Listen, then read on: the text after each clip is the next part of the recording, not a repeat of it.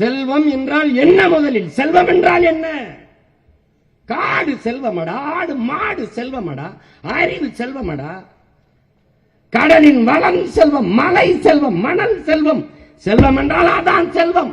பைத்தியக்காராணி வச்சிருக்க காந்தி படம் போட்ட அது வல்லடா செல்வம். அது தாளடா, தாள். அந்த தாளை தந்தவன் இவன் தானடா, இவன் தானடா, இவன் தானடா செல்வம். பைத்தியக்காரன்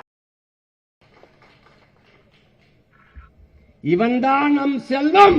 அதனால் அவன் பின்னே செல்வோம். புரியுதா? புரிஞ்சுக்கணும். புவி வெப்பமாகுது, புவி வெப்பமாகுது. பெரிய கண்டுபிடிப்பு சயின்டிஸ்ட். ஏன் வெப்பமாகுது சொல்ற?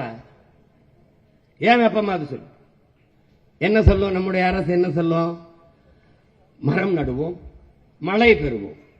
சின்னதை எழுதிப்படும். அவனுடைய பொறுப்பு முடிஞ்சிருச்சு. மரம் எங்க நடும்? செய்தித்தாள் விளம்பரத்தில் நடும்.